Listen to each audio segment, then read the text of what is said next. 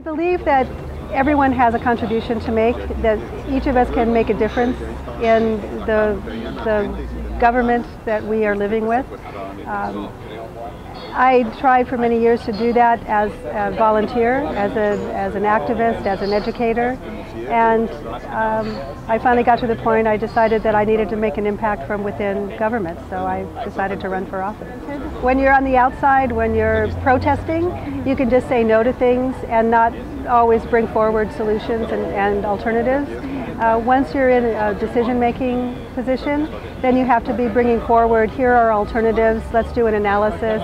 And that's a different orientation than a lot of activists have. So I look for policies that are nonpartisan on health care, on caregiving, on our military families.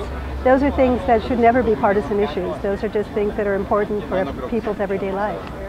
We are lagging in the developing world. The United States is so far behind other countries that routinely provide that kind of support for families. To have leave when children are born, to have leave when children are sick, and to make sure that we are supporting people that do want to make the commitment to raise children and have strong families.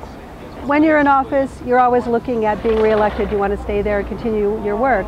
I think that's one of the most difficult things for those of us in office, that we always have to be, instead of focusing on policy, we have to be looking at where am I raising money for my next campaign.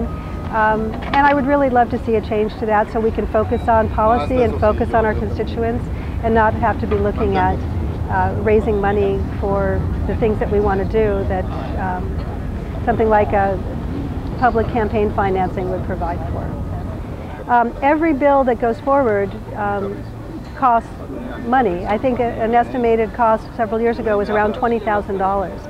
So I'm very aware of that before I start the process. When people come to me and say, would you take this bill on our behalf, then I say, does it save the state money? Is it going to streamline government in some way?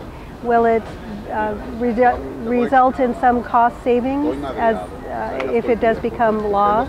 And I, especially this year, I've really focused on what are the cost benefits of any bills that I bring forward. We only control a small percentage of our budget because so much of it is on autopilot. There are certain demands because of ballot measures that we spend on prisons. The cost of prisons have escalated from $2 billion to almost $10 billion a year over the last decade.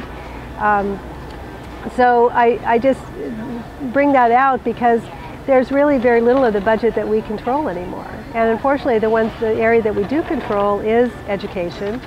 And that's what's already been cut. But it cut with the promise of restoring that as the economy improves. Health care has been cut.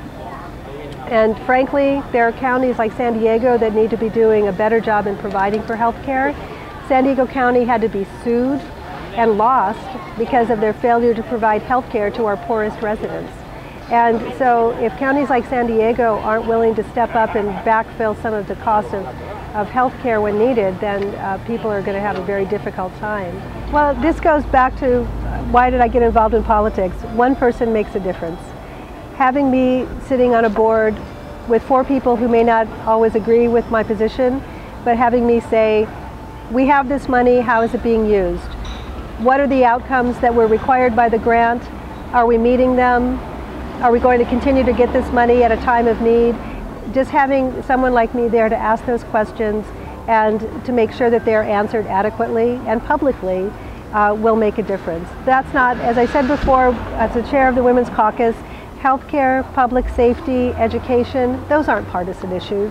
Those are things that everyone in the community needs. And you don't ask somebody in the doctor's office, which political party are you?